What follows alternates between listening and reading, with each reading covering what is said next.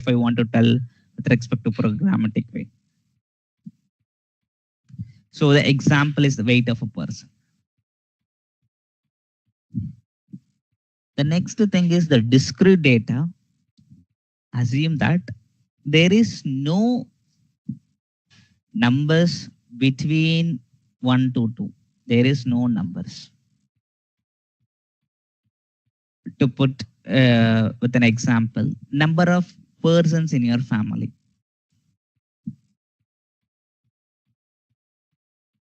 It can be 4, 5, 2, 3. Do we have like anywhere 3.5 or 4.5? No, right? No. Yeah, our number of students attending today's lecture, it will be like 13, 14 like that. Yes. So that is basically called as discrete data. Please remember the concepts with an example so that at any cost of time, you will not forget the concepts. And the next thing is the categorical data. As the name itself indicates categorical, we are going to have like many categories. The same values keep on going to be repeated with certain number of categories. Like if you take a colors, we do have some finite set of colors. If you take a gender, we do have finite set of gender, male, female, transgender, and so on. So then what is this nominal and ordinal? Let me first go through this ordinal. Just remember O or D, first 3 letters, means it follows a certain specific hierarchy or an order. Say as an example of education level, first we do the primary school, then the high school, followed by your UG, PG, then followed by your PhD programs. So there is a hierarchy which has to be definitely followed. You cannot switch from primary school to the UG or UG to directly to the masters or means PhD programs. So there is a hierarchy which has to be followed. That is basically an ordinal data. Education level. You have to follow the order. Then comes a nominal. Nominal means, as a name, first 2 letters, no, means there is no order is followed. You can give importance to anybody the first. If you take gender as an example, I can give like male is equal to 1 or female is equal to 0 or female is equal to 1, male is equal to 0. There is no such hierarchy is there that he should be treated or she should be treated first. I can go with any order of my own choice. When you have such kind of data, you should go for nominal. When you want to follow the hierarchy, that time I should go for ordinal data. Things clear? Yes. Yeah. So the next concept is types of statistics.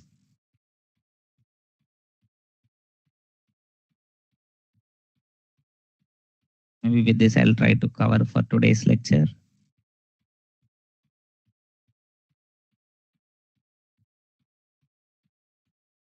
So the types of statistics, one is inferential statistics, another is descriptive statistics.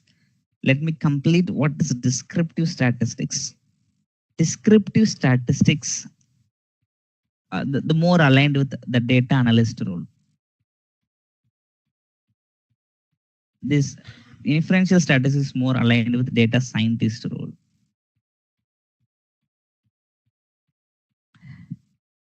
Descriptive statistics, as the name indicates, it's going to describe your data. Like to put in a layman term, like it's going to tell you the statistical summary of your data. What is the mean? What is the median? What is the mode of your data? What is the 25th percentile? What is 50th percentile? And some visualizations. The box plot, like how do you want to visualize your data? Are there any outliers in your data set?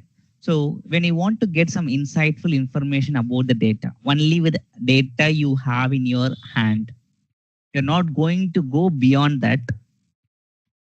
Or you're not going to infer something out of it, or you're going to give some guidance about the data to someone or something. You're just going to make a report kind of or summary. From that report, we will be able to understand what how the deviations are there. Maybe the data analyst might not also sure like what this graph is telling or what this data is telling. He or she just prepares a summary of whatever the data we provide to them.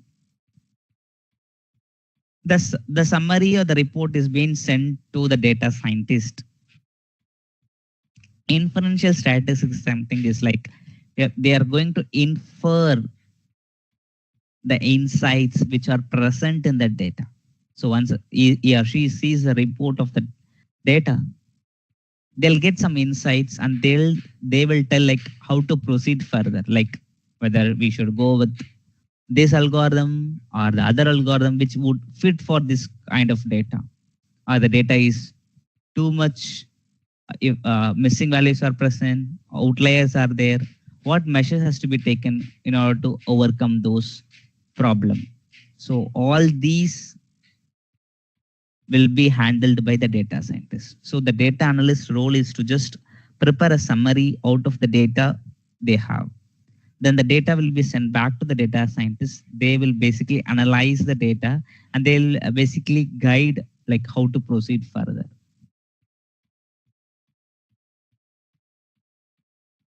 Data. So in continuation with that, we are going to discuss about types of sampling techniques. Okay. So hope the recording is also started.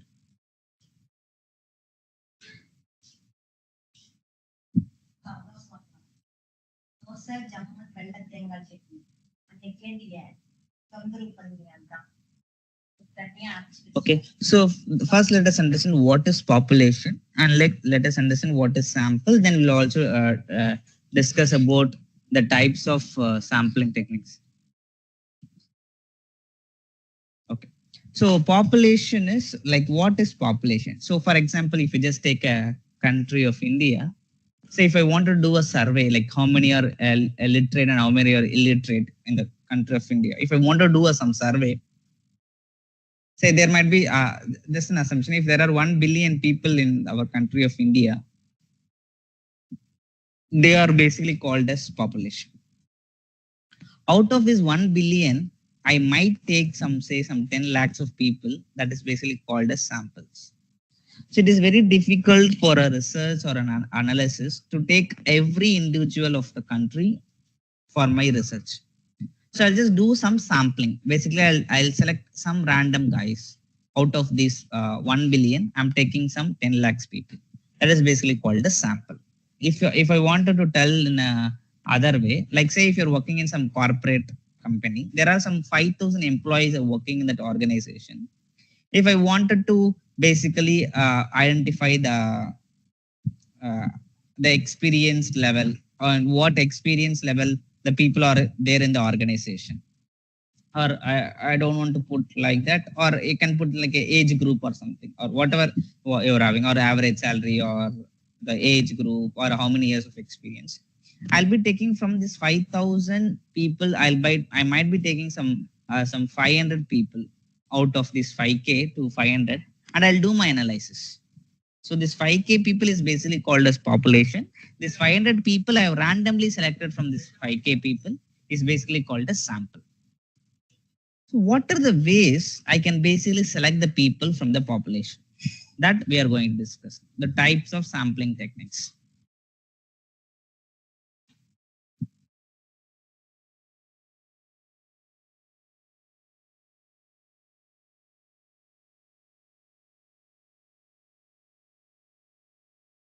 The first one is a random sampling. So random sampling is I'm random out of that 5K people, I'm randomly taking some 500 people. I don't follow any order or any age group or any experience, or I don't have any kind of some restriction or some requirement in my mind. I'm just filtering out randomly. I'm picking some 500 people. That is basically called as random sampling. The next is a systematic sampling. Systematic sampling means when I'm designing a system, say when I'm developing some application, I do have some requirements in my mind. I have to develop like this, like this. So if I wanted to relate to the random sampling example itself, if I'm taking some 500 employees out of from the 5,000 employees, I'll be having something in my mind, like people who are aware of Python programming language, are people who are having the age greater than 35, are people who are having 4+ years of experience in Azure. So something I have in my mind, some with some requirements, I'll be selecting out the people. That is basically called as systematic. I do have some systematic plan on my sampling. That is basically called as systematic sampling. The third one is basically called as this is cluster sampling, stratify cluster sampling, and one more thing is, sorry, I forgot the name. Okay, so correct only, stratified random sampling. Stratified random sampling.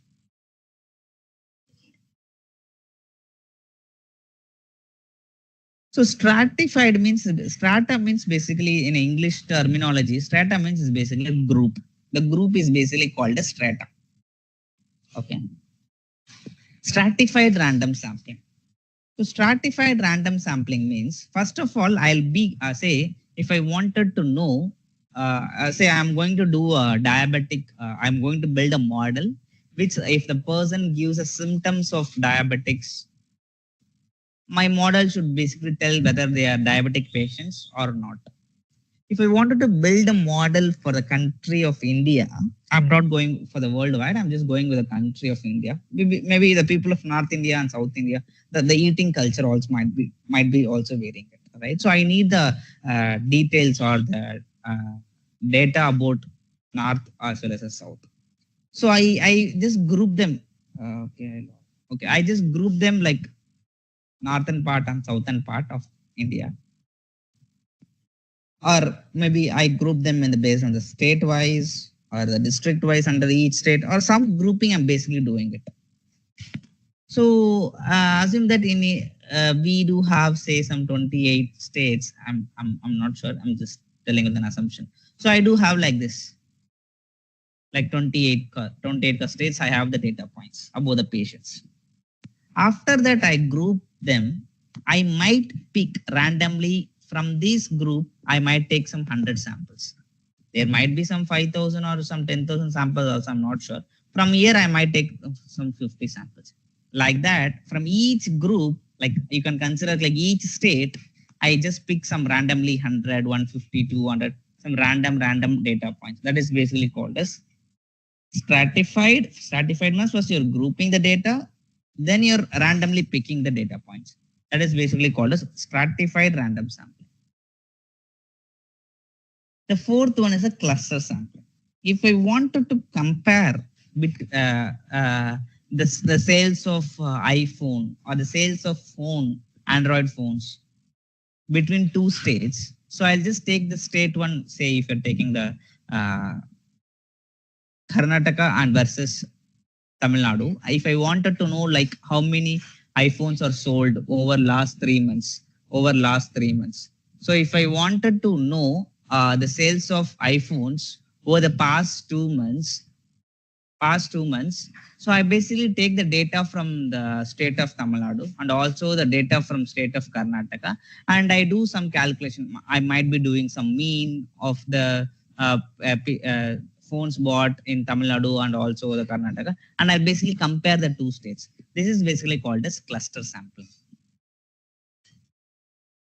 So stratified random sampling is I randomly pick data points from every group. That is basically called as stratified random sampling. Cluster sampling means I might be taking the two states data and I come to a conclusion that this state is the state of Karnataka is buying more iPhones compared to the state of Tamil Nadu. Is this things clear?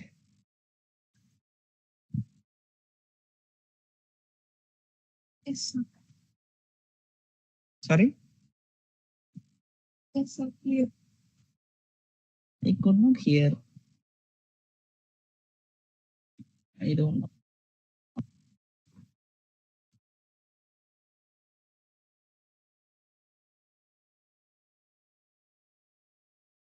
Understood, right?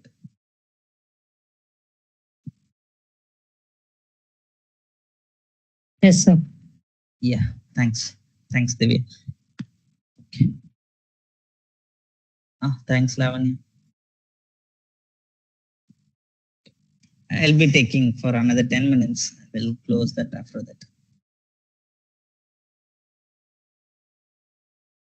Okay, what else I have to cover in the topics? Term sampling,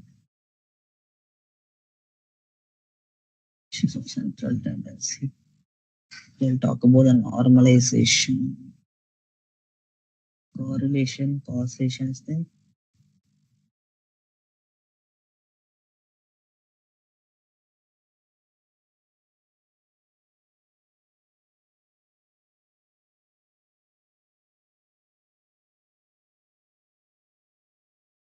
We'll study about the normal distribution.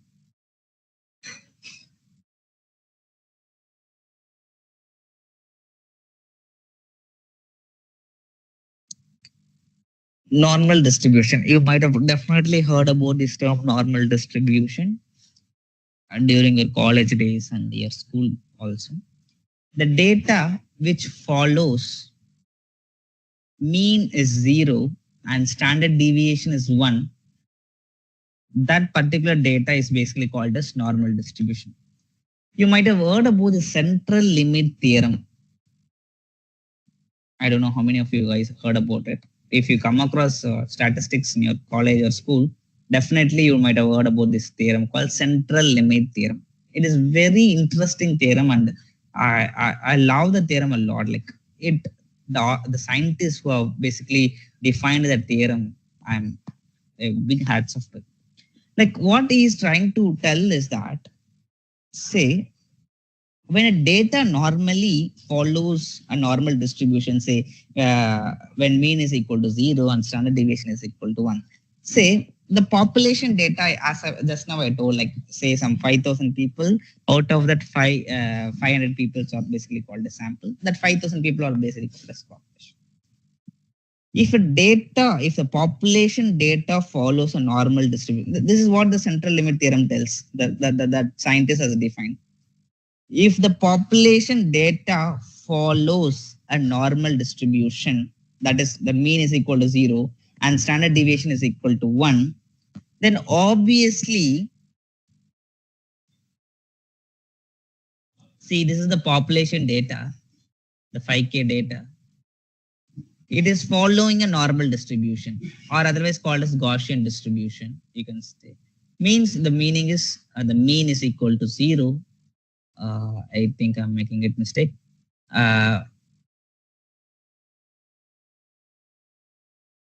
Standard deviation is equal to 1 and mean is equal to 0. Or otherwise you can say mu. For population mean, you can say mu. So when my mean is 0 and standard deviation is 1, that is basically called as normal distribution. When my population data follows a normal distribution, obviously the sample will also definitely follow a normal distribution. That is what basically told by that scientist in a central limit theorem. So basically, the samples are just taken from this population only. Might be 500, 150 samples, 270, or some 320 samples. So the data, when my population data follows a normal distribution, definitely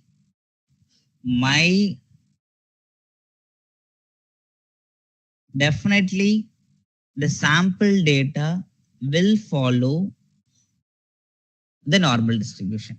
I'll just show you one small example.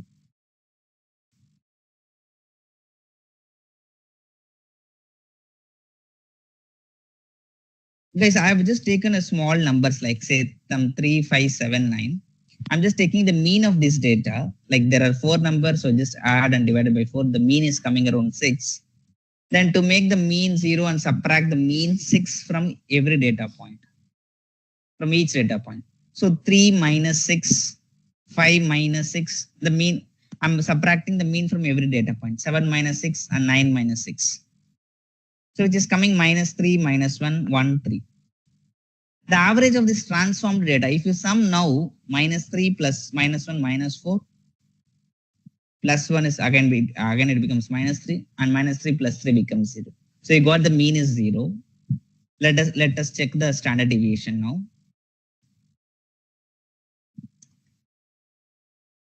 So to standardize each value, x minus mean by standard deviation. So you already calculated the standard deviation value is 2.236 for this data 373579. So the formula is x minus mean. So x is 3, first value. The mean I have just calculated here is 6. So 3 minus 6 divided by the standard deviation value is 2.236. So I'll just got this value.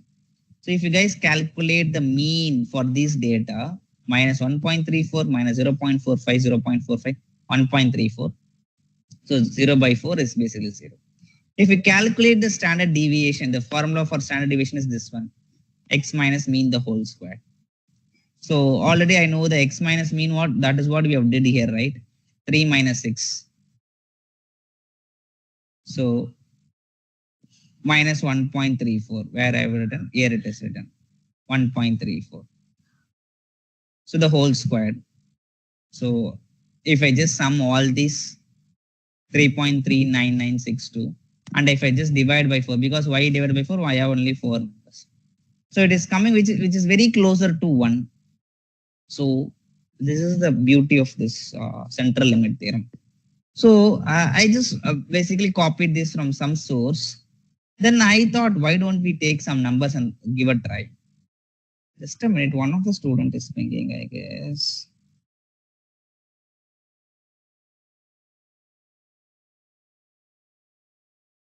Don't know.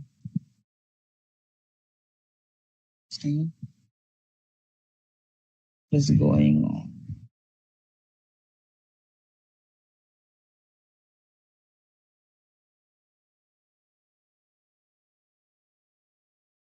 Okay, fine, sorry. So I have just taken some data points randomly, 3, 5, 7, 9, 2. So I just calculated the mean, which is 20, summation of all these numbers and divided by 5 is 5.2. Then I subtracted this mean from all the numbers. I got this number, 2.2, 0.2, 1.8, 3.3. Then I also calculated the standard deviation. Then I went to standardize the data. So x minus mean by standard deviation is the formula. Then this is the final answer, right? So I'm basically summing it out and divided it by 5. I'm getting it close to 0. 0.01 divided by 5.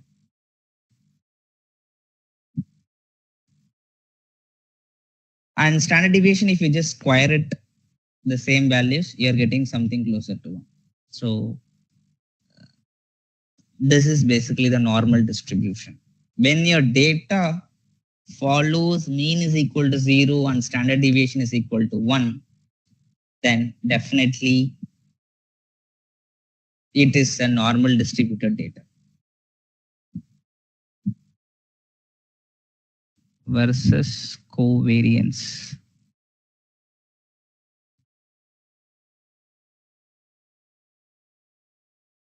So first let us understand correlation. So correlation means you might be knowing co means it's basically 2, right? So relation is basically the relationship between 2 variables. Okay, that is what we are going to study. Correlation is basically we are going to study the relationship between 2 variables.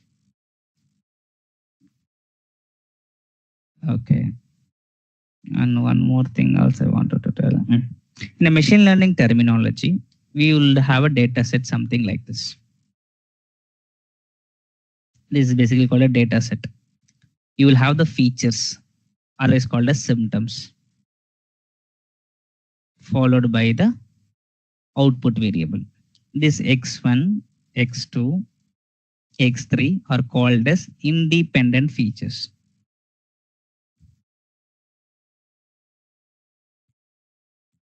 This y is basically called as target variable or outcome variable or dependent feature. That is more important. Say if you are building a house price prediction model, X1 can be the square feet, X2 can be the number of bedrooms, X3 can be the number of rooms in your house, and Y can be the price. So Y is basically the price. Based on the square feet, rooms, number of bedrooms.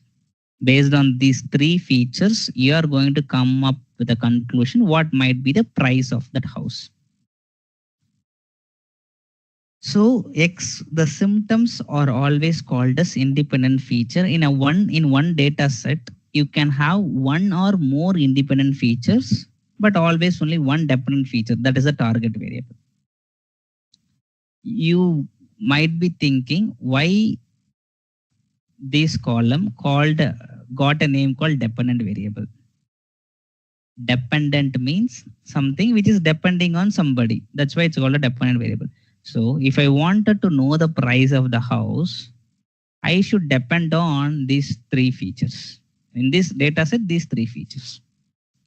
So that's why this target variable got a name called dependent variable. If it wants to know its answer, if it wants to describe it himself or describe that feature, that particular feature is basically depending on the symptoms, the features, otherwise called as.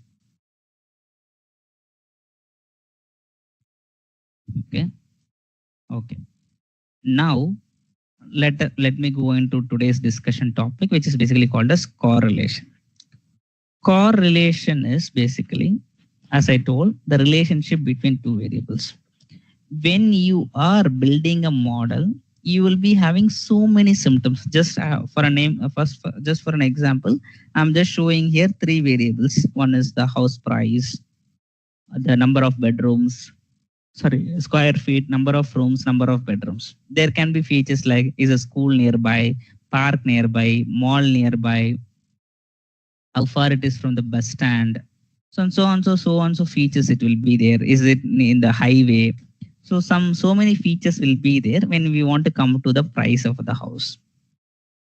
When collected so many features, when I collected some 100 feature for one particular price, say some 70 lakhs, when I have 100 features, okay, this 100 features can be one might be a square feet, bedrooms, number of rooms, school, park, and so on, so nearby. And I'm checking everything. So taking 100 symptoms and coming up with one final price of the house. So in the real time, the data is keep on getting generated at different sources. Okay. But when as a machine learning engineer, as you are a machine learning engineer or a data scientist, your job is to do all these pre-processing steps, like whether all these 100 features are really contributing for predicting the price of the house or not. Because for one feature, we are showing 100 variables. Consider if you have 10,000 rows, like you will have like 100 values in each row, like that you will have some 10,000 rows. But in real time, 10,000, it's all very small number. In real time, it will be generating in the terms of lakhs and crores. Data is getting generated. Or all these 10,000 data is really important or not? In order to check that, we basically undergo a concept called correlation. We basically assess, say there is one feature called square feet is the first feature. What I'll do a correlation study between square feet versus the price. Generally, the correlation value ranges from -1 to +1. Whatever the value it is, if you find the correlation value, it will be ranging from -1 to +1. Say you are getting the correlation between the price versus the square feet, it's close to 0.89. As I told, -1 to +1. It cannot go beyond +1. It cannot go beyond -1. They divided this into three types of correlation. One is positive correlation, negative correlation, and zero correlation. Zero correlation means keeping that particular feature is no use. We are basically wasting the resources and the memory and the computation cost. So when you're finding the correlation between two variables, if you're getting the correlation value as zero, then keeping that particular feature in your data set is makes no use. And one more thing to be noted is correlation can be applied only for the numerical data. It cannot be applied for some categorical data. We do have like chi-square test, something like that for categorical data. Okay. So then how about this positive and negative correlation? If positive correlation, if something like 0.5 and above, which is very closer to 1, it is a strong correlation. Something like this also minus 0.12 plus 1. This is all my assumptions, but this is not anywhere prescribed like it should be 0.5 and above or 0.6 and above. But if it is 0.5 and above and minus 0.5 to minus 1, it is very good actually if you're getting such values. Because if you are getting 0.1, 0.2 or minus 0.1, minus 0.2, which is very closer to 0 only, right? So it makes no use. So okay, positive correlation, you're telling that if my x variable you can consider as a square feet and the y variable is a price. Positive correlation is if my square feet increases from 100 to 200 square feet, 200 to 300, 400. If my square feet increases, obviously the price will increase. This is basically called as positive correlation. The other case is negative correlation. Temperature, sales of ice cream. If my temperature decreases, the sales of the ice cream also decreases. This is basically called as negative correlation. When one variable is able to explain the other variable, is basically called as correlation. It can basically explain it in the negative direction or it can explain it in the positive direction. I don't worry about the direction. When one variable is able to basically explain the other variable, it is basically called as correlation. When my price is depending on square feet, when it is giving a good correlation value, that means that square feet is really contributing for predicting the price of the house. Now let us understand what is covariance. We understood what is correlation, what is covariance. Covariance is, to put in a very layman term, normalized value of covariance is correlation. See, in covariance, we don't have any definite range. In correlation, we have -1 to +1. But with respect to covariance also what we are trying to study the relationship between how much variance between the two variables. Variance also explains the difference, right? It's basically the relationship. So this when you find the covariance value between two variables, you will get some positive or negative numbers also, but it will be in the ranging from -infinity to +infinity. But with that value, you will not be able to come up with some conclusion very easily. So that's why they prefer correlation. But covariance and correlation are both one and the same. Got it, guys? Any doubts as of now? Sir, Yes. இப்போ நீங்க சொன்னதை நான் Tamil explain பண்ணலாமா? Sure. Okay. Sorry, 1 minute. Voice is very low. இப்போ Yes. கோரிலேஷன்னா வந்து மைனஸோ இல்ல ஒன்னுக்கோ மேல பிளஸ்ஸா இருந்தா ஷோ ஆகாதுன்னு சொன்னீங்க. கோர் வேரியேஷன் வந்து எதுவா இருந்தாலும் ஷோ பண்ணும்னு சொன்னீங்க. அதுதானே சார் இப்போ நீங்க எக்ஸ்பிளைன் பண்ணது, ரைட்? அதாவது கோவேரியன்ஸ் நீ கால்குலேட் பண்ணீங்கன்னா உங்களுக்கு வந்து -infinity இருந்து +infinity எந்த வேல்யூ வேணா வரலாம். கோரிலேஷன் நீங்க கால்குலேட் பண்ணீங்கன்னா -1 இருந்து +1 குள்ளதான் ஏதோ ஒரு வேல்யூ வரும். Okay. Okay, sir. I don't understand this language. Can you explain in English? Who is this? Prerna. Prerana, you understood the whatever I thought now, Thank right? you, sir. Yeah. Yeah. Yeah, she was actually trying to tell the same thing in Tamil. So I was just clarifying it whether she understood correctly or not. Okay, sir. Okay. But whatever I explained so far, you understood, right? Yes, sir. Yeah, that is what she was trying to explain me in Tamil. That's all.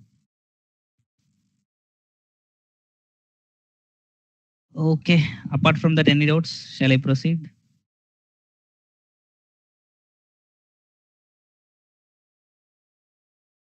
Hello, hello.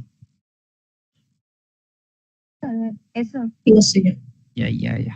Sure. Thanks. With one more topic, I'll close it for today. I'm not taking too much topics. I can talk. I can basically take for 1 hour continuously, but I don't want to do that in the initial stages. Okay. Don't think that I'm not taking classes for 1 hour every day, but I'll Okay. complete your portions.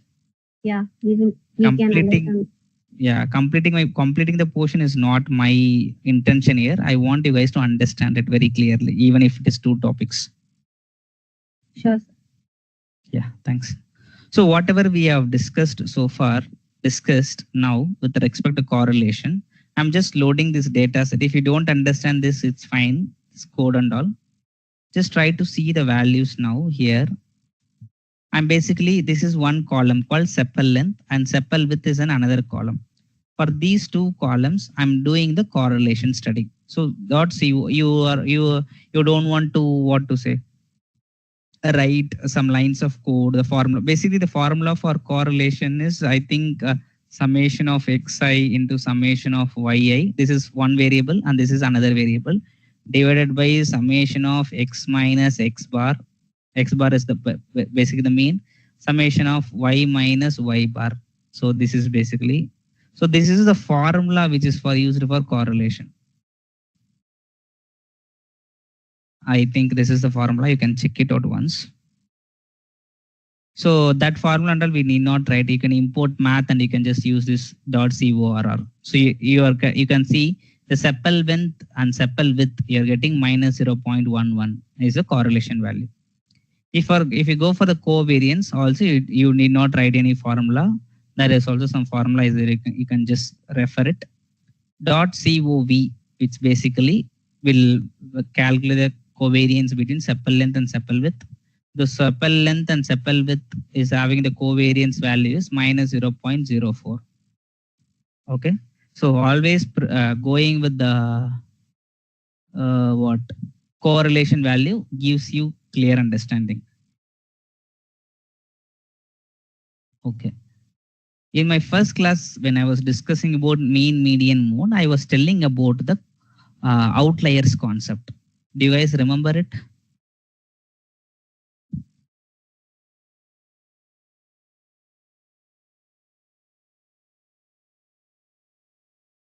Okay.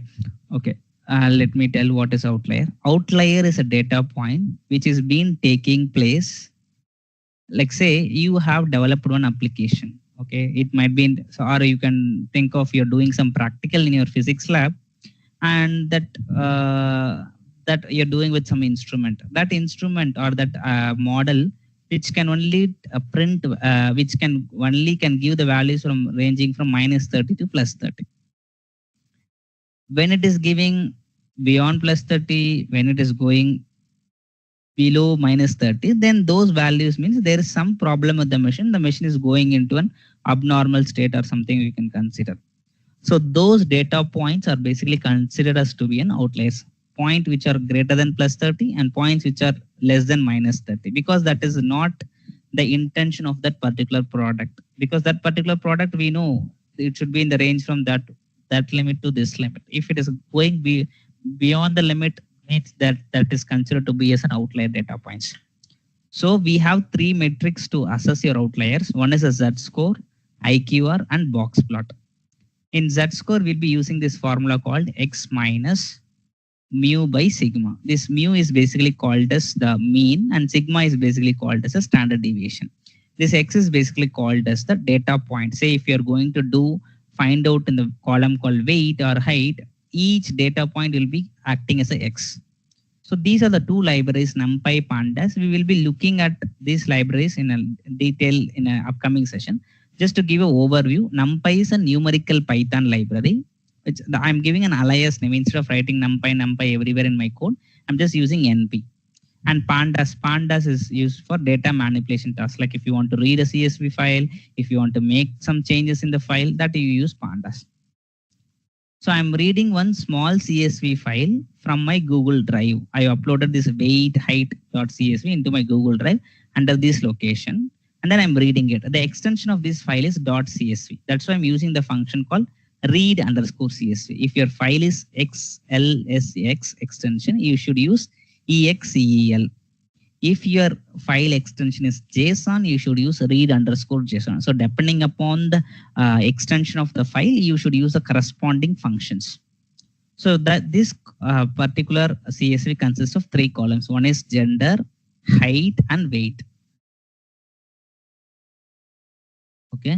So what I'm going to do, I'm going to identify what are the outliers present in this height column and what are the outliers present in this weight column. There are basically 10,000 rows. That means 10,000 weight values, 10,000 height values. So what I'm doing, I'm calling this, I hope everyone is aware of Python. So I'm calling this Z-score outliers with the column called height. So my column is going, height column is going here. I'm setting my threshold. Like as I told, right, in application, we'll be having -30 +30. I'm setting here my threshold as positive side only. Like if it is greater than 3, that will be considered to be as an outliers. Okay. So I'm finding for this Z-score, we know we want to calculate the mean, we have to calculate the standard deviation. That's what I'm calculating here. np.mean standard for this height column. np.standard STD means standard deviation. I'm going to take each data from the height column and I'm going to apply this formula x minus mean by standard deviation. Here instead of x, I'm using I, that's all. Then I'm checking np.abs means absolute value. Even if I get Z-score as negative value, I'm considering as a positive value and I'm checking whether it is greater than threshold. If it is greater than 3 or it's 3 also, I'll consider that data point as my outliers. So you could see here now, these are the values which I printed with respect to height or outliers. And these are the values with respect to weight are considered to be as an outliers with respect to weight column, with respect to height column. Then directly come here to the next concept called interquartile range. Interquartile range is another metric where it's also used to identify the outliers. So these are the algorithmic steps which you have to follow when you're applying the interquartile range. You have to sort the data first increasing order, means from lowest to highest, then identify Q1, Q3, then find the interquartile range. Interquartile range is Q3 minus Q1, then find the lower bound, then find the upper bound. So the points which are lying below the lower bound are considered as an outlier. The data points which are present above this upper bound are considered to be an outliers. So this is the formula np.percentile. So sorted means you have to sort it, right? First is sort the data in ascending order, right? So I'm using sorted df of height. And I'm saying quantile 1, quantile 3. So quantile 1 is 25, quantile 2 is 50, quantile 3 is 75. That's why 25, 75. So I'll be getting this is Q1, this is Q3. If I want to find the IQR, what is the formula? Q3 minus Q1. So 69 minus 63. That I'm doing Q3 minus Q1 value. So I'm getting the IQR value is 5.6. Then I want to find the lower limit. The lower limit, there is a formula. Q1 minus 1.5 into IQR value. And then if I want to find the upper limit, Q3 plus 1.5 into IQR value. So I have lower limit, upper limit. So the data points which are below 55 are considered to be as an outlier. The data points which are above 77.6 are considered to be an outliers. So these are the data points which are considered to be an outliers using IQR metric. This box plot is a visualization tool to identify outliers. So matplot.pyplot as PLT. So instead of writing matplot.pyplot, I just use this alias name as PLT. PLT.boxplot. I'm going to do a box plot For which column? Height column. Show means is equal to true. By default, it will Sir. yeah, yes, please. Sir எனக்கு Z core ஒன்றும் புரியல சார். Who is this? Madhumitha. You should have stopped me, right? That time itself. Yeah, that's why I stopped now. Okay. Others?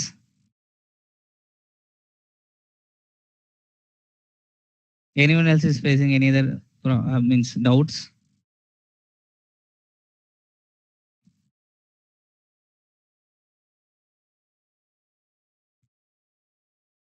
Is others able to get it?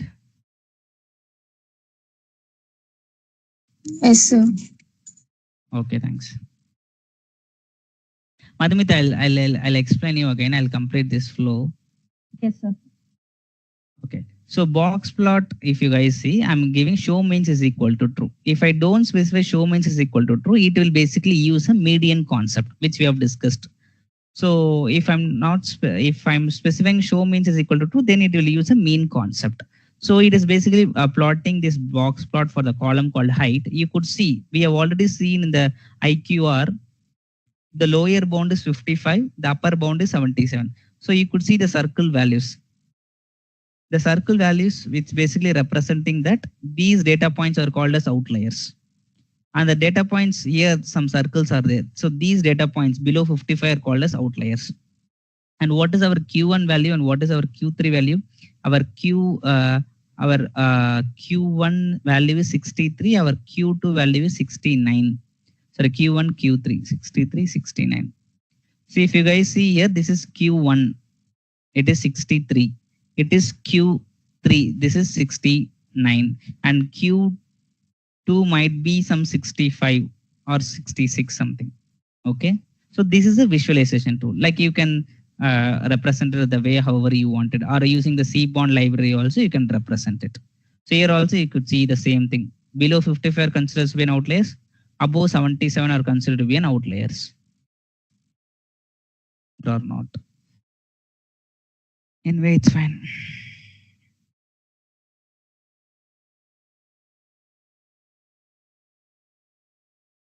So in today's topic and in today's discussion, we'll discuss about normalization techniques. So there are two types of normalization techniques. One is min-max scalar.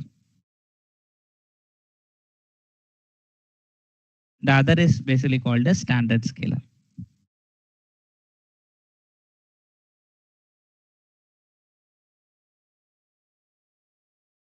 So first of all, let us understand why are we learning this normalization. Okay. So let me first go walk through this and I'll tell you why are we learning. It will be very interesting. So first, let us understand what this min-max.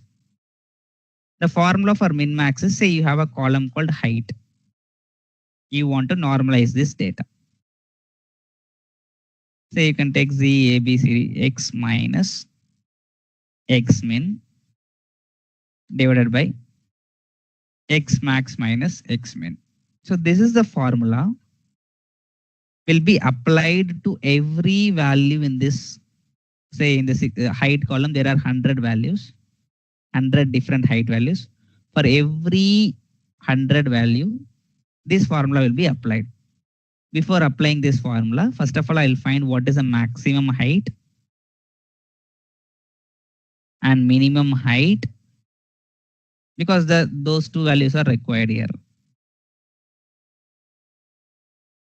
And one of the unique thing to note here is, once you apply the min-max scalar, after applying, your values will be ranging from 0 to 1. Whatever the big value it is, it will be changed to 0 to 1.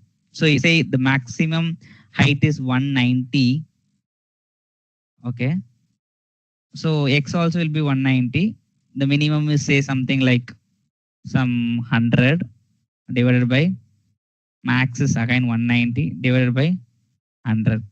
So totally divided by and becomes 1. So after after applying a min-max scalar to the column called height, what will be the minimum value? What will be the maximum value, guys?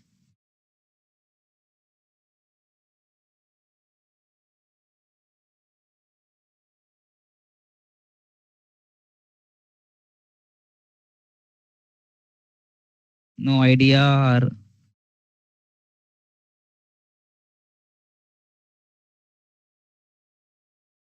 Erosion. sorry?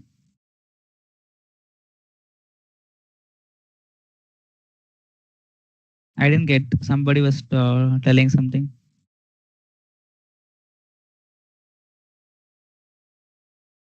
Hello.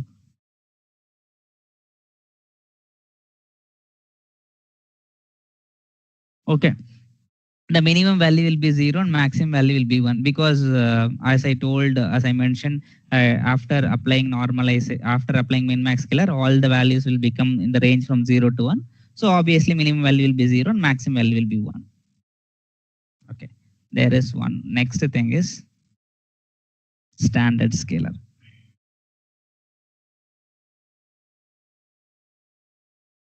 Standard scalar formula is Z is equal to X minus mu by sigma. This mu is basically called as a mean and sigma is basically called as standard deviation.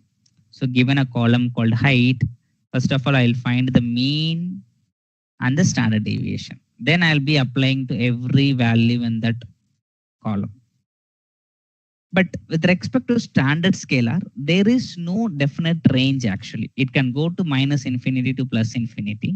But the only thing, but mostly it will be ranging from minus 3 to plus 3. You might have studied this empirical rule also, like one standard deviation lies in 66.8. The two standard deviation lies in 92 point some number, and the third so they'll be drawing this curve. You might have seen first 1, 2. They'll be drawing it. So first part of the data will be lying in the one standard deviation. Second part of the data lying in the second standard deviation. Third part of the data will be in the third standard deviation. But mostly it will be in the ranging from minus 3 to plus 3. Okay. So why are we basically learning these two types of normalization? Like not two types. Why are we learning this normalization topic? Say, to give you an overview, say I have a data set. The first is a square feet. Number of rooms. Number of bedrooms. School nearby. Then followed by the price of that house. What are the dependent feature in this data set and what are the independent features in this data set, guys?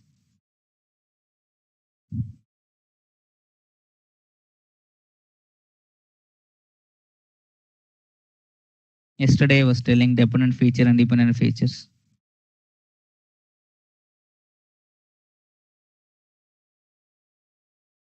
Okay. Square feet, number of rooms, number of bedrooms, school will be your independent features. The price will be your dependent feature. So all these four will become your independent feature. Say generally the square feet will be like 1200, 1500, 2000 square feet. Number of rooms can be maximum to maximum. How much it will be, guys? 10. This is not hotel or something, some resort or something. This is just an house. So max to max, I can have 10. So 8, 7, 6 like that I can have. Number of bedrooms, max to max, I can have 4 or 3, not more than that in a single house. Instead of school, I'm just making it as the age of that house when it was constructed. So max to max, I can have 120 years old house, not greater than that. Greater than that is also okay, but in this existing 120 is a greater number. I'm just assuming it. And the price, okay, obviously it will be in the terms of lakhs. So I'm not going to concentrate about the price as of now. My concern is all about the independent features I have it here. So when I'm passing, so the first data will be something like this. So this is 4 and this will be like 50 years old house. So followed by every row will be having some values. When I'm passing this data to my machine learning model sees the square feet is having very big number. but a room, bedroom, and age is very, very small number. The uniqueness of these features are the values are according to the uniqueness of that feature. Square feet can be 1200, 2000, 5000, 10,000 also, because that is the uniqueness of that particular feature. If you take the age, maximum it can go to 120, 80, 70, 60 it can be. It cannot go beyond 120, just an assumption. A number of rooms cannot go beyond 10. This is normal house, this is not resort or something. So the values depicting depending upon the uniqueness of that particular feature. But as a human being, I know this feature as this is the uniqueness and this value, it can be not greater than that or something like that. But how my machine will come to know that? So my machine will think that I should give more importance to square feet compared to the other features. It will come, say, we also love very big numbers, right? Compared to rank. Otherwise, we want only big numbers. So when it comes to square feet, my machine learning model will think that I have to give more importance to this particular feature.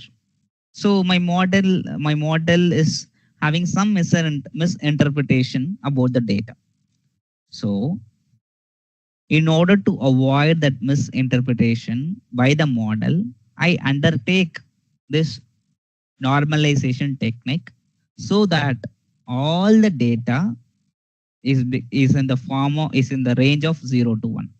You apply min max scalar to every column one. So if you're doing it for the number of bedrooms column, you will first find the minimum value maximally from this column and apply the formula. And maximally minimum value from number of rooms and apply here. And maximally and minimum value, find it and apply it to this column for the square feet column. Okay, understood? So that whatever the big value it is, after applying the min-max scalar, all values will be in the ranging from 0 to 1. So we are basically we are normalizing the data. We are standardizing the data. However way you want, you can tell it out. Guys, understood why are we learning normalization?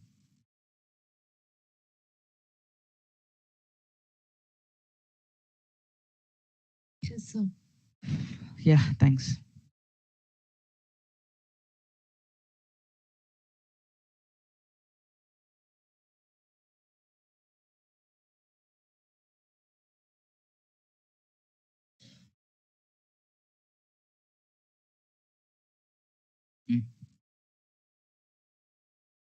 Okay. We'll see the implementation part. I've taken the two libraries, NumPy and the Pandas. So I'm just reading the file called CSV with an extension. So I'm using the function read underscore CSV. If it is an Excel file, if it is, Excel SX extension, you should use EXEL. If it is JSON, you should read JSON, depending upon it.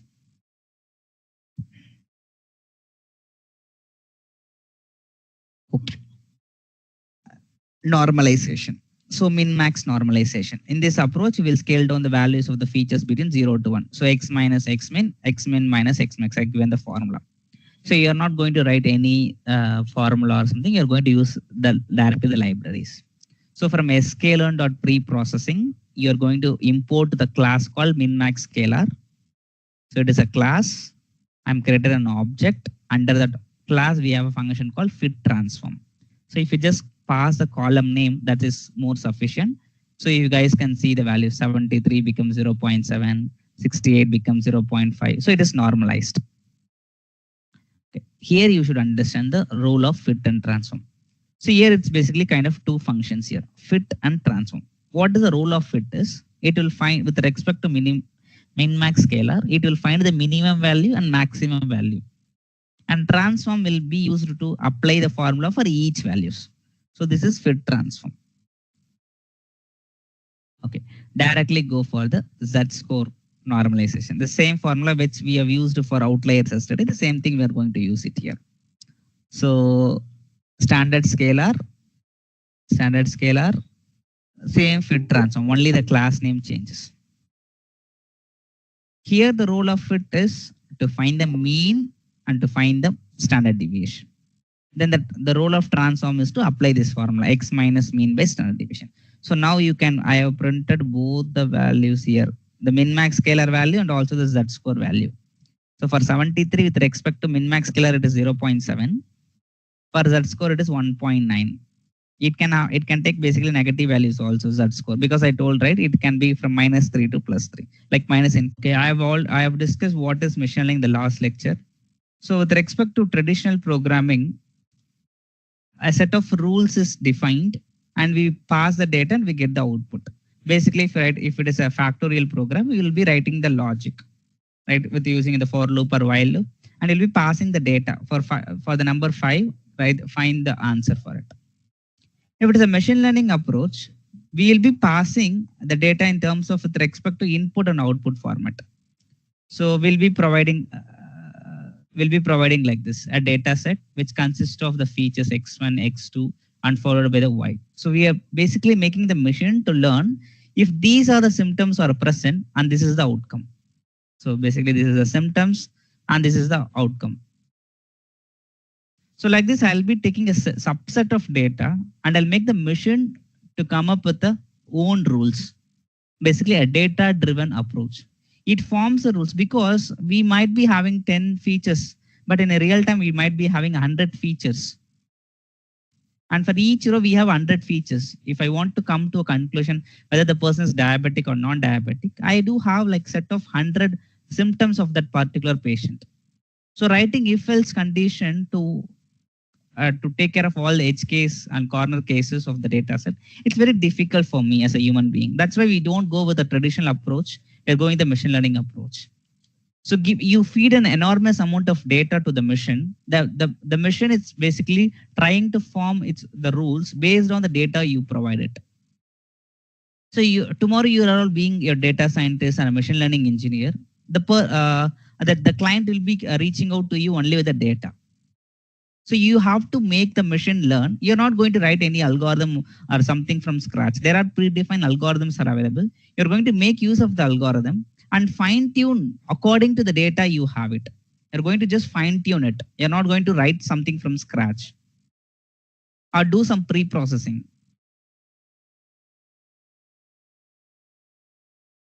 Okay. So the next thing is the architecture of machine learning.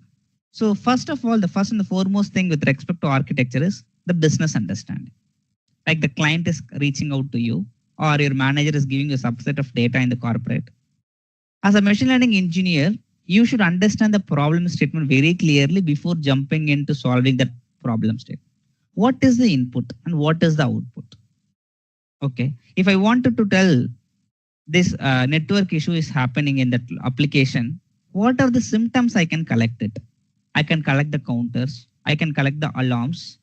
Like however the application is developed, I can basically collect those many logs. Basically, with the respect to corporate terminology, we need the logs to basically to find the root cause of that failure.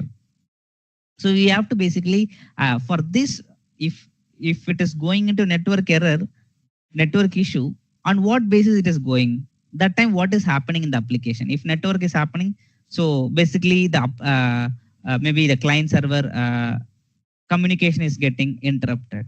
How many call flows has been abrupted during that network issue? So like this, we have to collect the symptoms. When you collect the symptoms after that, you should make sure that, so basically the data acquisition and understanding. When you collect the data for your use case or the problem statement, you should also make sure that the data collected is relevant for the task you're working on, is really contributing in producing that error. See, you have to say it's a network issue or backend not reachable. You have these the target, but you have to collect the inputs related to that symptom. Say if it is a backend issue, you'll not get back. You are sending some request to the backend, and backend is not answerable. That means there is no communication, or the port is not opened to get the response. So you have to collect symptoms in such a way that the machine is able to learn from the features which you are feeding it. So it's not about directly jumping into the coding part and developing the model and doing the classification or regression or whatever it is. It is about understanding the problem statement and also understanding the symptoms. What are the symptoms I can basically collect it? Like as I said in the last class, the doctor also asks plenty of questions before he writes a prescription. He asks the symptoms. He tries to take a history about you. Are you facing for how many days? Vomiting from how long? And so on. So he's been asking you, and finally he come to a conclusion that okay, I can go with this dose or this dose. So once the data is, so basically there are two phases here. One is a ETL phase and another is a EDA phase. The ETL full form is extract, transformation, basically the transform, and then load. So it is in real time, it will not be the CSV. Directly you will get a CSV and you basically process. In real time, it will be writing the Kubernetes. Pods will be writing the persistent volumes. So something like however your application has been deployed, it will be writing the logs in the path wherever you have mentioned in your application. So you have to basically extract the logs, transform it according to the way you want it. Basically, you want in the JSON format, CSV format, and so on. So then load the data and read the data and further analyze the data. That is basically called as ETL. The next step is basically called as exploratory data analysis. You're going to explore the data. Are there any missing values? Are the data contains any outliers? Are the data are correlated? Does multicollinearity exist? What I can do it? How do I can overcome all these challenges?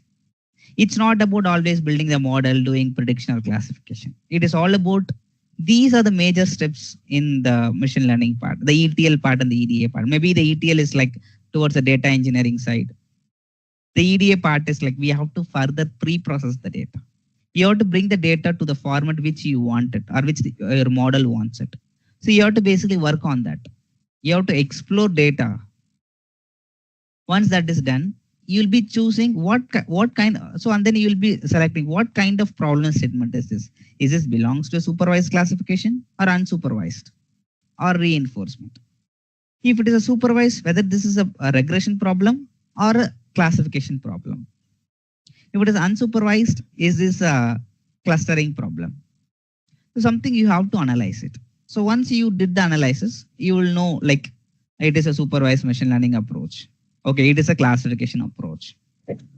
And there will be plenty of classification algorithms, SVM, naive Bayes, logistic regression, random forest, decision tree, and so on. So algorithms will be there. Which algorithm will suit for this data? You might have already come across different data sets and you might have worked with different data sets. And right now you'll be in a good position. You will be knowing it like this algorithm will best suit for this data. Even if you don't have any prior experience, you can basically try with 4 or 5 algorithms and you can check the accuracy, F1 score, recall, and so on. So, and finally, you can come to a conclusion. Okay, this algorithm is best suited for this data. So when I'm deploying it to the customer, I'll be giving that particular model. That is basically the model.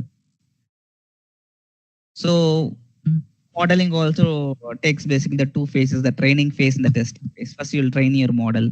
Then you'll test your model, whether it is behaving properly, working according to the standards you want it. Then you deploy it in the customer environment. When customer starts using it, it might be, your model might be behaving very well. Sometimes there might be some misclassification or misprediction will be there. Then the customer will raise a Jira ticket. Then you have to basically identify what is the problem happening. Then you have to either fine tune your model or you have to further take some more amount of data and retrain the model and deploy it again. So this is the overall picture of architecture. Okay.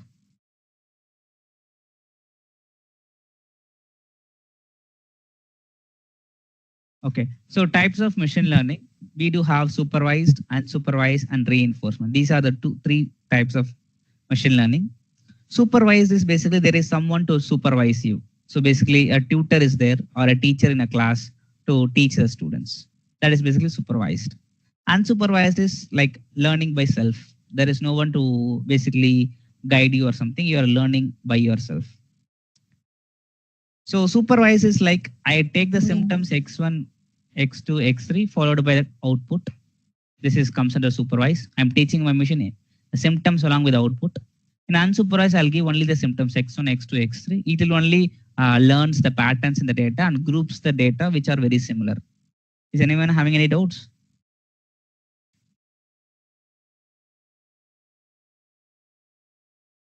Okay. Third one is yeah. Yes. No doubts or yes? No doubt, sir. Okay. Third is a reinforcement learning. Algorithm learns to react to an environment.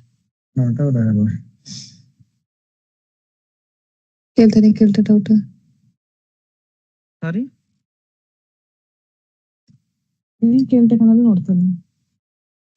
Somebody is in unmute. Can you mute yourself?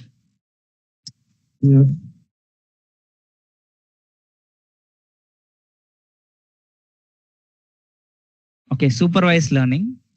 So basically like this, we are feeding 5, 6 is input and 11 is the output. It is making a logic with basically a model. And when you feed the in the testing phase 2, 4, it is producing the output as 6. It's like a basic addition thing. So the training data includes both inputs and the labels. The input features followed by the output also for it. So the supervised is basically classified into two things. One is classification and another is regression. When you have your target variable is continuous valued one, you should go for a regression approach. When you have a categorical data as your target variable, you will go for a classification approach. So depending upon the target variable data type, you will be selecting what approach should go, regression or a classification. Sorry? Okay. So you're taking the customer gender, education, occupation, affinity code, and you're basically going to predict what the person's age. So age is going to be a numerical number, as a numerical data. So it's going to be a regression problem. Here, if you give say sepal length, sepal width, petal width, or 4 numerical data, but the class label, if you see it, it's a categorical data type. So it's going to be your classification problem. Unsupervised is you're going to feed only the x1, x2, x, only the symptoms. You're not sure about the output. So unsupervised, the algorithm will only understand the pattern and the data in it and will basically group, like if you're passing some 1,000 rows of data, it will put a bucket. This is bucket 1, this is bucket 2, and this is bucket 3. Out of these 1,000 rows, it will take first row and it might put here, and it'll take the second row. It will check is there any relationship between the first row and second row. If there is no relationship, it will put here. Say it is taking 768th row. 768th row, it will check is there any relationship with 1 and 2. There is relationship with 2, so it will put in this bucket. It basically clusters them or groups them based on the similarities.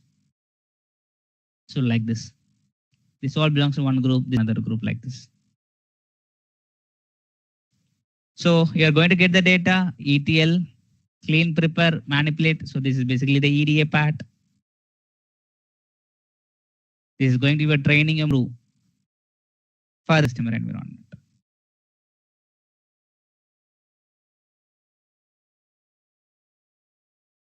What is the price of the house in Dutch? So house price. So this is going to be a regression problem. What is the value of stock? It's going to be a number, right? So it's going to be a regression problem. What can be the temperature tomorrow? Again, it's going to be a number. It's going to be a regression problem.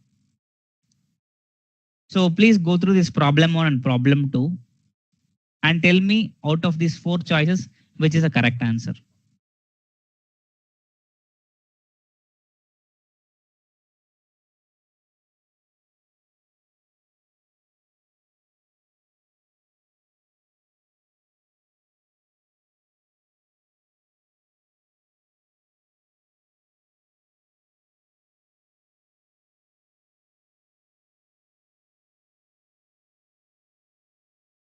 Is anyone going through?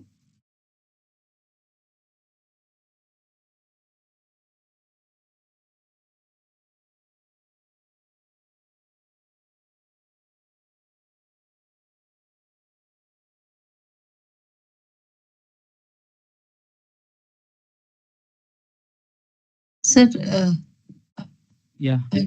I was reading. Yeah. Please. Sorry. I didn't So get any response. So I can. Yeah. I'm so sorry, sir. Yeah. Please.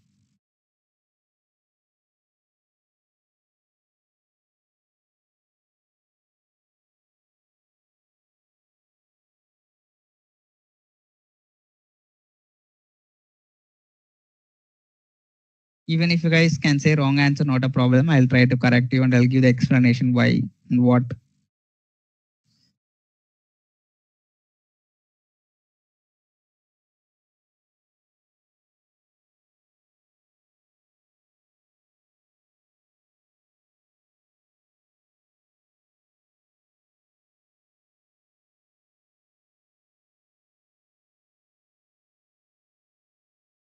Predict how many of these items will sell over the next 3 months. Yes, sir. You want to predict, okay? Predict how Yes. many items will sell over the next 3 months. So this is basically a regression. You are going to, it's going to be some number, right? Yes. How many of these items? Yes. You would like to examine individual customer account. For each account, decide if it has been hacked or not. Only two options, whether it is hacked or not. It's a category. Okay. Yeah. So option 3 is the best. That's the correct answer. Treat Yeah. one as a regression problem, Regression two problem. as a classification problem. Okay, sir. Yeah, got it. So now you Thank guys, if you read it, you will get the understanding further. Given Okay. email spammed, given email labeled as spam or not spam. So your target variable is spam, not spam. Spam, not spam, not spam. Like this, it is there. So this is a categorical data, right? Okay. Hmm. So supervised learning classification. Given a set of news articles found on the web, group them into articles about the same story.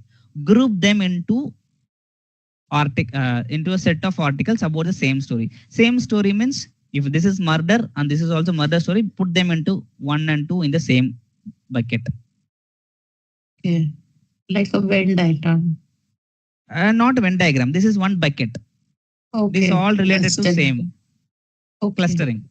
Oh, yes. There are another newses like the flood or something about some flight crash. So that is comes under different bucket. So create one more bucket.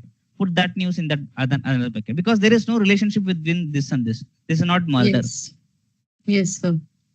Okay, that is. Given a database of customer data, automatically discover market segment and group customers into different market segments. Basically, whenever you see a group them, it will be a clustering approach only. Clustering is a part of unsupervised learning. Yes, sir. Given a data set of patients diagnosed as either having diabetes or not, learn to classify new patients having so you're already trained a model with diabetes and non-diabetes patient. For the new patients, you have to say whether the person is diabetes or not. So it is a classification approach. Yes or no, diabetes or non-diabetes. Yes. Okay. I didn't explain about the reinforcement learning. I'll explain now. Reinforcement learning is a third type of machine learning approach. Like one real-time example, like the robot, which you have this automatic robot at home, like which does the job like human. So we tap on its head, like when it does the correct thing, like or we basically give the feedback. So you're doing something wrong. Okay. Leaving all that example, I'm coming to the real-time. One more example which we are using day by day. So, like, I think everybody is using ChatGPT, right? Yes, sir. If you ask ChatGPT if you're giving some inputs to the ChatGPT, basically you're asking your question, it is giving the response, right? In English. Yes. Below your response, you would have seen some thumbs up, thumbs down, copy, some icons you would have seen. Yes, sir. Mm-hmm. So, what is that means? That is basically reinforcement learning. When you give the thumbs up symbol, then the ChatGPT will okay, the customer is satisfied with the response I gave. So what it will do, it will basically make that particular answer as the highest priority or highest probability. When the second customer asks the same question, it will try to give the same answer. Okay. When you give the thumbs down, that means you're not satisfied with the answer what you asked for, right? You're asked, Yes. say, there is a word called interest. If you take, I have an interest to learn machine learning. That is depending on the context. There is another sentence. I have an interest to pay on my debit card or on my loan amount. So that interest is related to finance domain. The another is interest is your own wish. You have to learn machine learning. Yeah. So sometimes ChatGPT takes our input in another way, like it does not understand properly. That is basically called hallucination. Like that is our Yeah. core concepts. But you might also face these problems in the starting stage when the ChatGPT when you're using. You may be asking something, ChatGPT will be giving something. So you'll try to align your question in such a way that it understands the prompt. Basically, the question you're giving, right? That is basically a prompt. Or you'll be giving some examples like this. I want it for this one. Yeah. So that is basically what is reinforcement learning. Green dot become red. So now Google has offered you a RAM of 12 GB and disk space of 107.7 GB. So how this basically works is like I have requested from my Google account to Google, and it has been offering this much of RAM and disk to execute the programs. Okay, so I collect now. Google has assigned me this much of resources. Resources are very costly. It is not free of cost, right? But since Google is giving us for this free for execute our programs, but this is not permanently. Say I right now for me, Janardhan, it has assigned this much amount of RAM and disk. See the cloud platform which is using is Compute Engine Backend, Google Compute Engine. GCE they say it is. So now right now it has assigned me some RAM and disk, and I'm been idle for some time. I'm not using it. I'm not using this for some time. Okay. Maybe it become 20 minutes. I collected the resources, but I'm not using for any of the execution. Then it's basically waste, right? So I took the resources and not using it. I'm keeping it idle. So what it will do, it will take back the resources which are assigned to Janardhan for this particular email ID, and it will basically give it to some other person who are in need of resources. Say Sujit from our class also requested, and I have not using it. It will take the resources back from me, and it will give to Sujit. So it's basically on demand basis. On the based on the demand, it basically allocates the resources. So now you can basically this also integrated with Gemini AI. Like you might be hearing so many AIs right now, right? So this is integrated with Gemini AI. So if you guys like just basically you can type the program like this: print for print a plus b plus 1. So you're getting the answer as 8. So this is used to run the program, or you can use shift enter. So once you guys start, so this if you over on it, it will also tell you cell executed since last change, executed by whom and at what time, and how many minutes it took to execute this program. 0.05 seconds. It's executed 0 minutes ago. So this is the platform or an application I'll be using throughout my course. So get familiarized with this thing. It's very user friendly and it's very easy. You need not store your program, save your program anywhere. It will all be saved in your Google Drive. So tomorrow you need not specifically save it or something. You can just do your code and just close this browser and go off. Tomorrow if you come and open in the same Google account, you will be able to see the program. This all will be saved in Google Drive. So far we have discussed about the statistics part and ML introduction. Today we are going to discuss about the libraries of Python. So libraries of ML. So we'll be discussing about Pandas today. The other libraries like NumPy, which is basically called as numerical Python, Matplotlib, we will be learning about these libraries over a course period of time. Not specifically we'll be spending time on these libraries. We will be learning it then and there if it is required. But we will be discussing about Pandas in depth because that is a core component, core library. Till this point is clear, guys? You're able to follow me or something?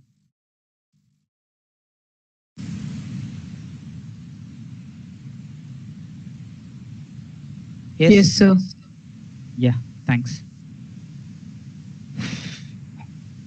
Okay, fine. I hope everyone is aware of Python programming language, correct?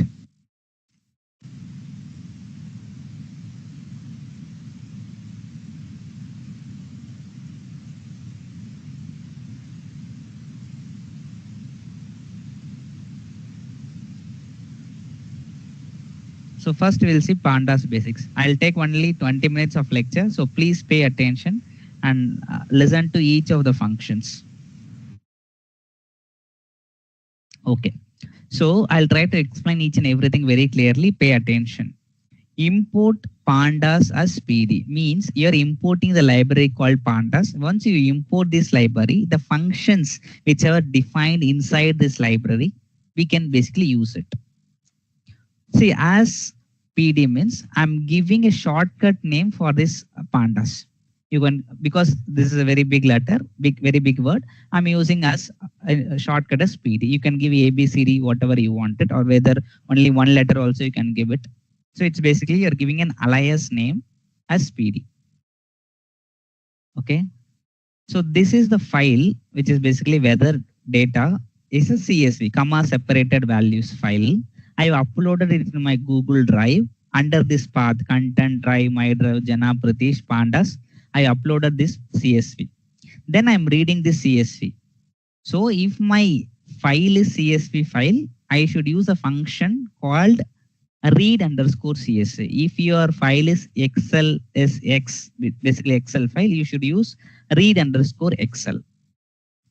So pd dot read underscore CSV, pd dot read underscore Excel.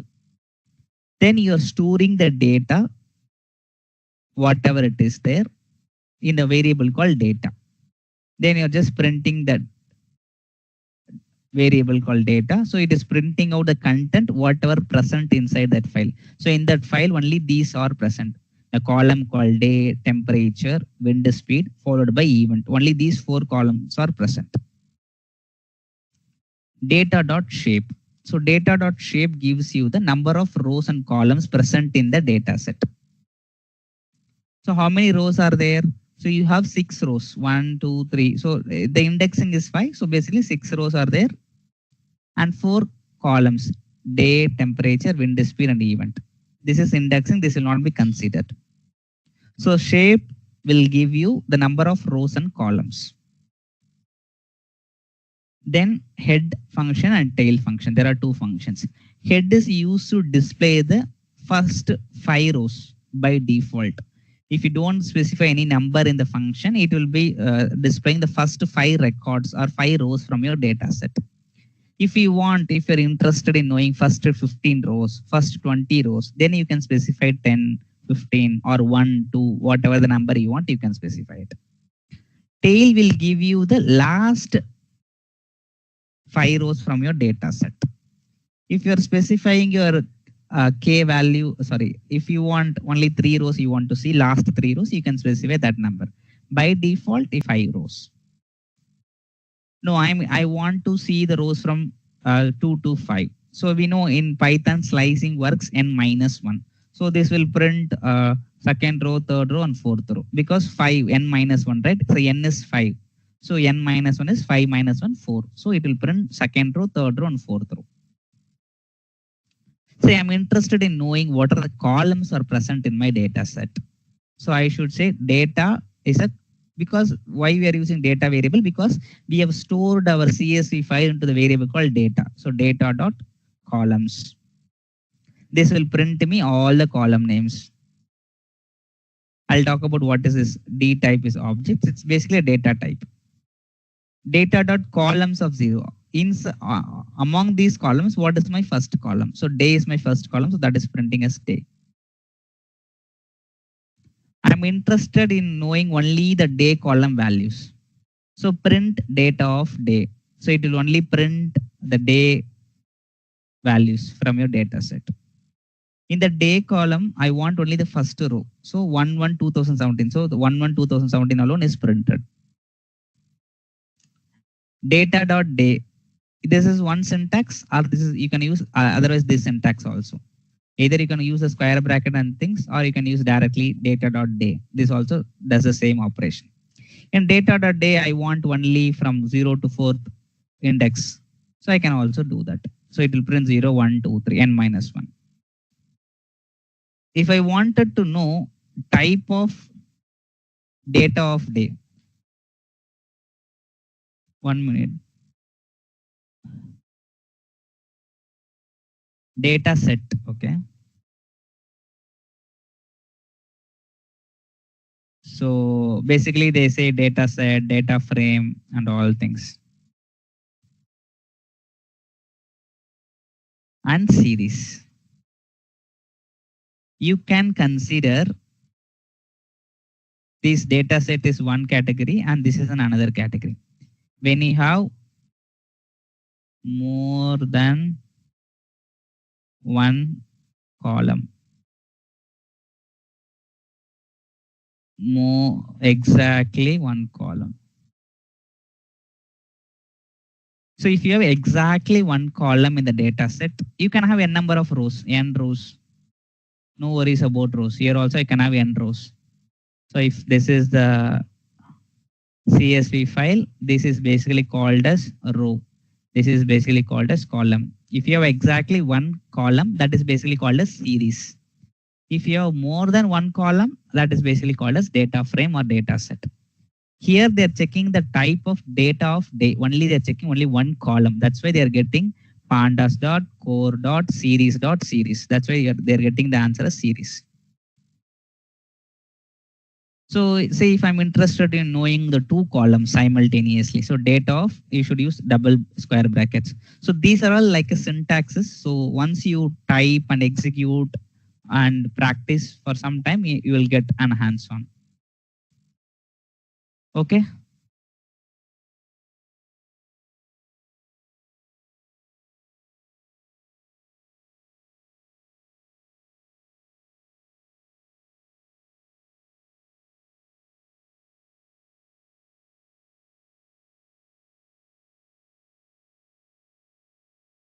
So yeah, so it is printing all the values. Say I'm interested only in 0:3.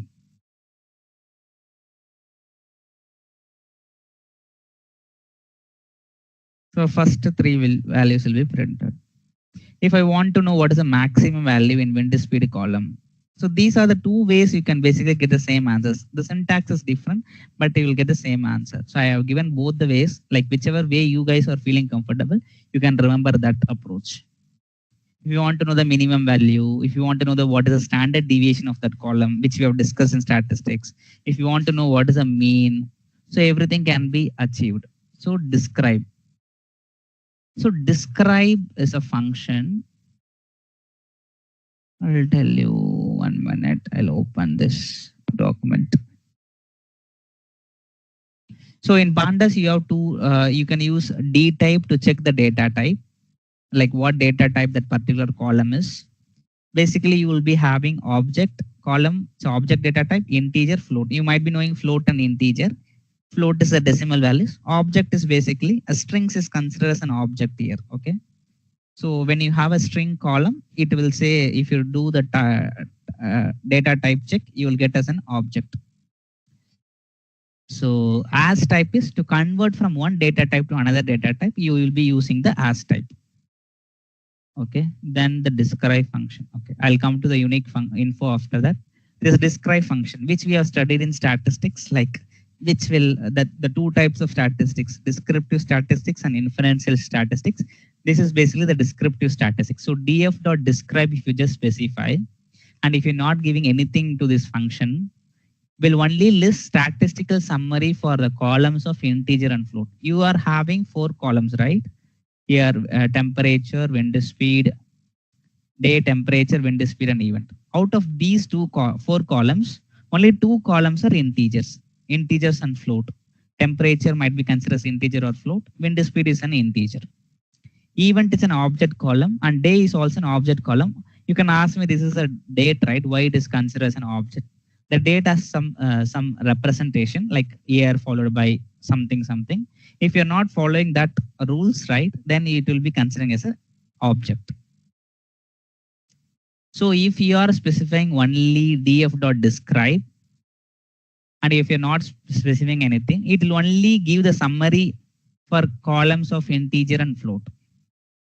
If you say include is equal to all, it includes for object data type along with integer also. So it also gives for the object data type. I'm telling, give it for every column in my data set. So if you want only for specifically for object columns, you can say include is equal to object. When you say, okay, I'll show the output also. So you'll get the clear understanding. So if you guys see data.describe, I'm not specifying the include is equal to all. So it is printing only for temperature and wind speed. So what are the values it is giving? Count, mean, standard deviation, minimum, 25th percentile, 50th percentile, 75th percentile, and maximum value.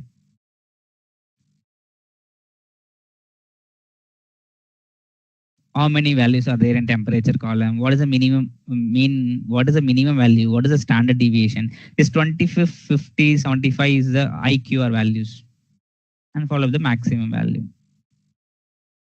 If I say include is equal to all, it is also giving for day and event also. But if you could see compared to the previous one, it included 3 more features. One is unique, top, frequency. Unique top frequency will be applicable for object columns. For integer columns, it will be NA, not a number, not a number. Because for a string column, I cannot go and find the mean, standard deviation. I cannot find it. So it will say what is the unique value in that, what is the top value, which means occurring many number of times, and what is the corresponding frequency, how many times it is occurring. D dot types. So as I mentioned, it's to list out the data types. Date is object, temperature is integer, wind speed is integer. And coming to the one more function called info. So this info function basically gives us the information about 3 things it will give. What is a class? Like the class I mentioned, right? Whether it's a data frame or a data series. And memory, how much memory it is used to store your data set. And range index. Range index means how many columns, how many rows and columns you have. And data columns and describing about each column. So we'll go here and we'll try to understand. So we have data.info is we have a data frame because we have more than 1 column, and index is 6 entries. This 1, 2, 3 is basically the number of features. I'll tell about that. And the data columns. So if you guys see, you take the date, temperature, wind speed, and it is missing 1 column because I would have dropped that column. That's why it is missing here. And it is telling non-null means it is not NaN. Without NaN, how many values are there? And what is the data type of each column? Date card. So finally, it will give a summary also. How many columns in my data set with integer and how many with object, and how much is the memory it is using to store. Understood? Any doubts so far? No, sir. Okay. And Suchit, I think you are talking, but I could not hear you. Maybe check your mic. Okay. Okay. So if I wanted to know the particular row when my wind speed is equal to 4, I can go for this. This is all does the same operation, but the syntax is different. And I wanted to know in my data set on which day the temperature was maximum. So first, this will calculate the maximum value in the temperature column. What is the maximum temperature? Say 36. Then what it will do, it will compare with each and every row. 36 is equal to 32. Okay, false. and it will go for the second row, third row. It will go for all the sixth row. In one row, it both will match. That particular day will be printed as an output.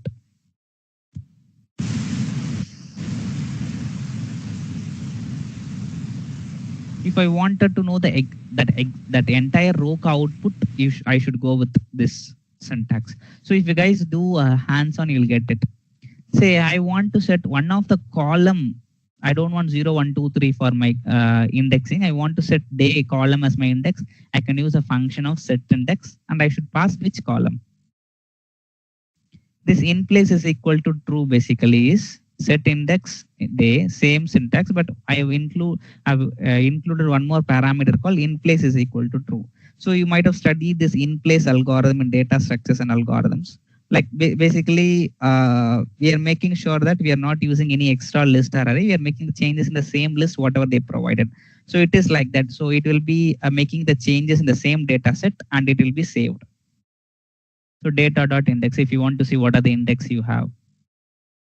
So this is LOC. LOC means location. Yeah, I'll tell that full form. Okay, sorry, it is here. Label based, location based is ILOC. If you're using ILOC, it is integer location based. LOC means label based. So you will give the label. Label means you will give any one of the value from that data set, and you will try to print the other values. So only difference if they ask in interview, you should tell LOC, label based includes the end value also. Basically inclusive. The end value is also included. When you give 2:5, 5 also will be included. When you go with ILOC, 5 will not be included. That is the only major difference. Otherwise, both does the same operation. You can basically try to print out and check each and everything. You'll get. Then if you want to rename some column, say I don't want the column name to be day, it should be date. So you should use this syntax. So this day column will be changed with the date. To drop a particular column, if you want to drop a column called event, so you can say data.drop columns is equal to event, which column you want. You can drop multiple columns also. So if you want to sort a particular column, say sort values is a function. By means which column you have to sort, temperature column.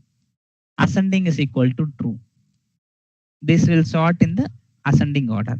If you want in the descending order, you should say ascending is equal to false. That will print it in the descending order from highest to lowest.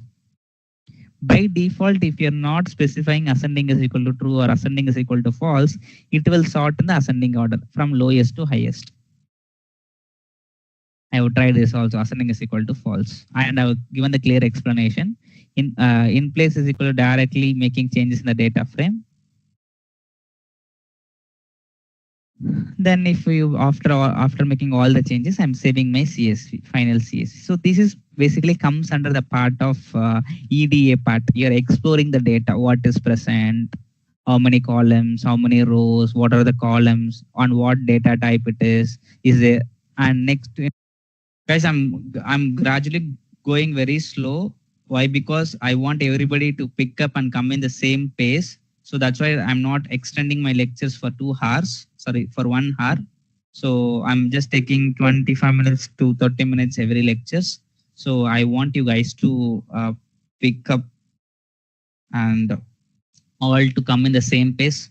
So if today this pre-processing steps is done, from tomorrow I'll be starting the supervised machine learning algorithm. The first algorithm will be linear regression.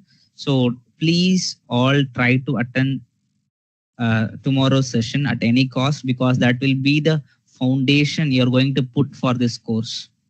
For the other algorithms to be very easy and hassle-free, you have to be very clear with linear regression. So this is my request. So all try to join for tomorrow's lecture.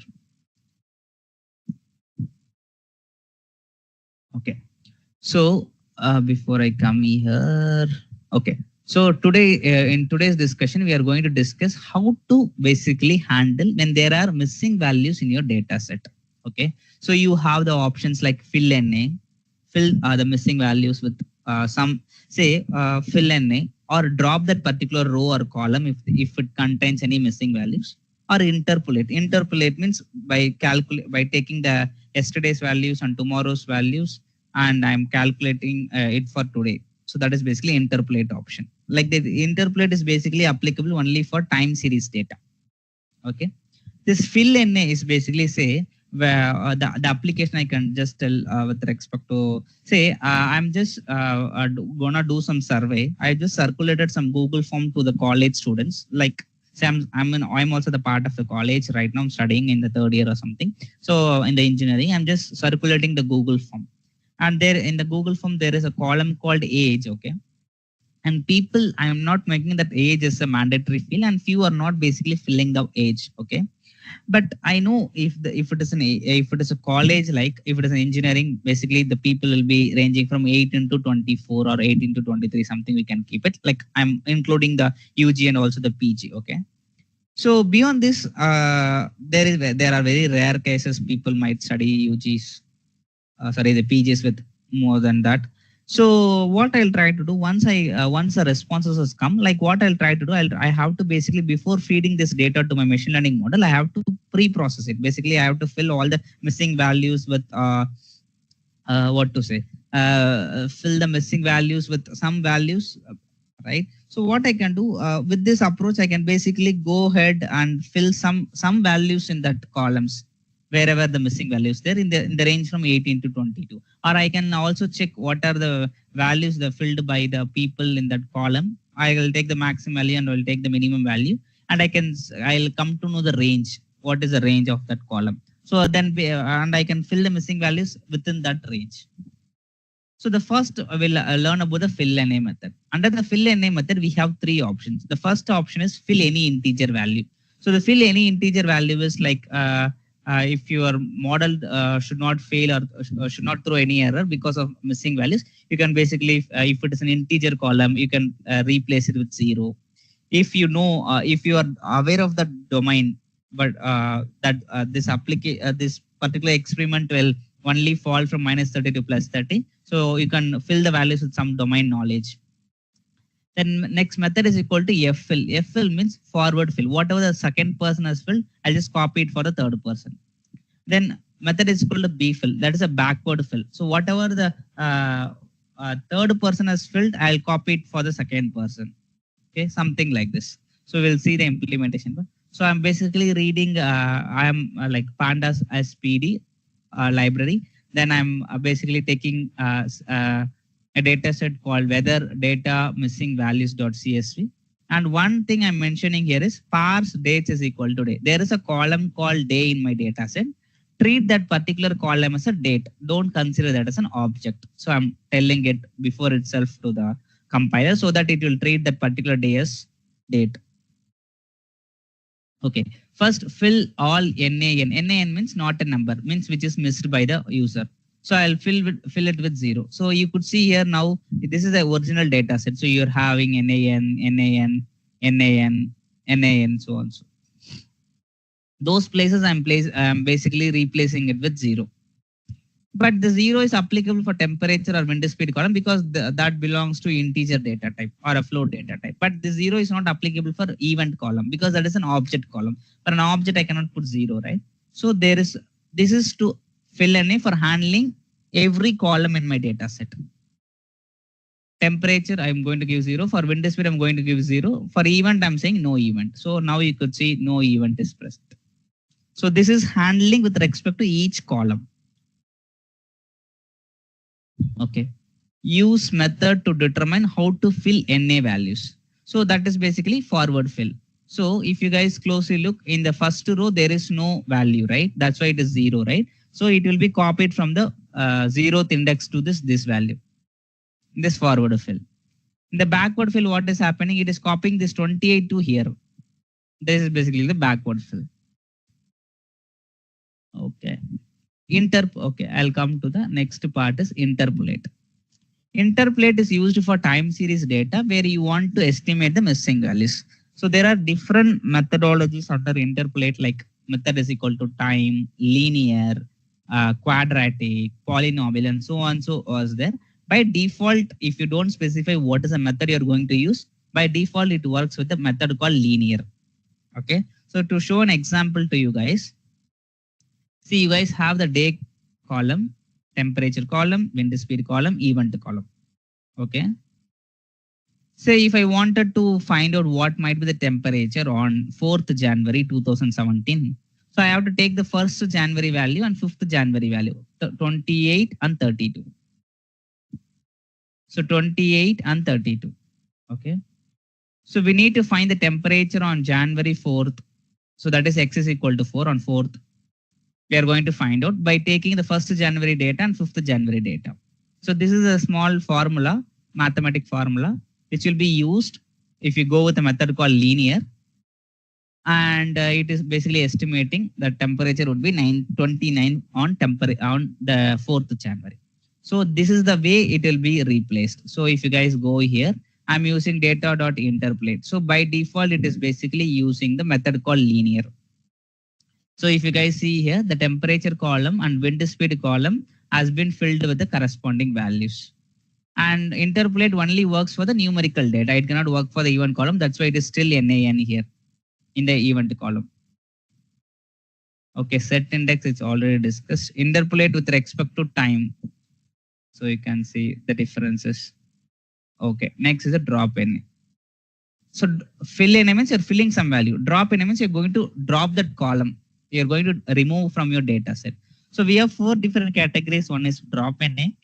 If you just specify drop NA and don't give anything in the function argument, if any one of the value in the row is NaN, it will be removed. Like you have a row, right? Say if you have a row, this is your row. If any one out of these 4, any one is NaN, that row only will be removed. Axis is equal to 1 means, remember guys, it is representing columns.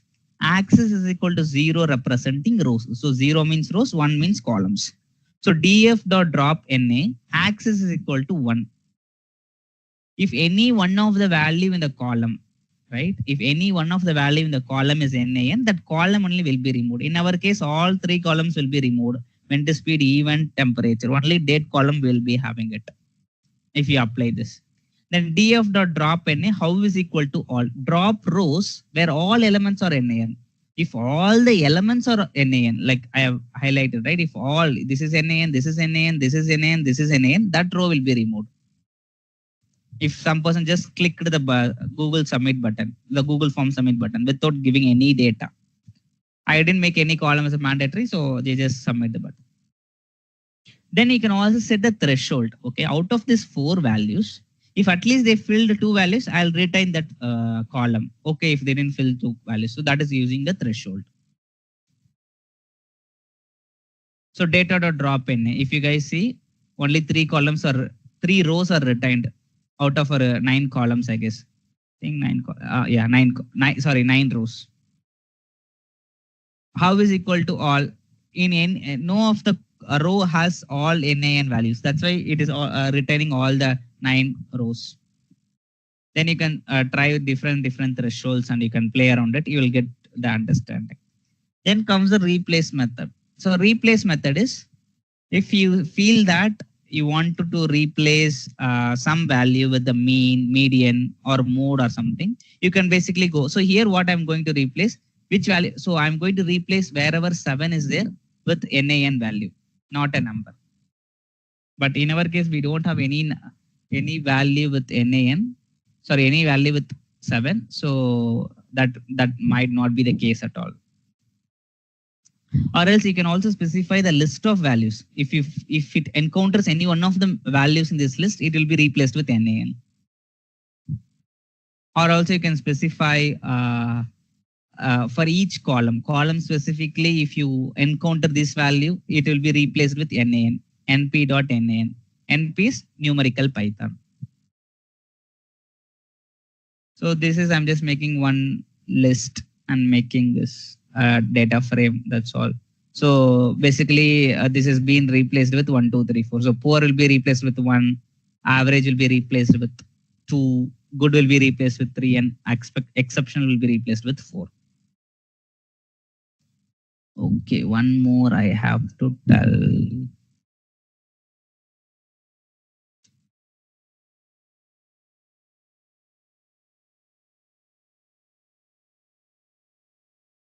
So different ways of creating data frame. As I mentioned last class, we do have a CSV, comma separated values, EX Excel file. So if you want to read, if it is ending with .csv, you should use read underscore CSV. If it is ending with extension of XLSX, you should use read underscore Excel. So using a dictionary, you have a set of dictionary. That dictionary you have to convert into a data frame. So you have a column called day, temperature, wind speed, event. So pd.data frame is a function. You're just passing this dictionary. So that now it will be converted into a data frame or a data set. You have a set of tuples. List of tuples. If you want to convert these tuples into a data frame is a function. It will take two arguments. This data frame will take two arguments. One is data and the columns. For data, I can just pass this list of tuples. We have 4 values in each tuple, right? So I have to specify what is that: day, temperature, wind speed, and event. So that will be displayed on the top of that. Using list of dictionaries. So these are the different ways you can have the data and you can convert into a data frame for further processing. Okay, because if it is in the dictionary, like you cannot apply the min max and it will be very difficult. Even once you convert into a data frame, then you can apply the pandas function, numerical Python, numpy functions, and so on. So here it's also a list of dictionary, but for it is like a key value pair. Like previously, it was displaying all days, all temperature, all wind speed, all event. But now in each value and with representing key value pair. So day, what is a day? Temperature, the temperature, wind speed, like that. So data frame, you are specifying the data is equal to weather data, columns is equal to the column names. Okay, what is this group by?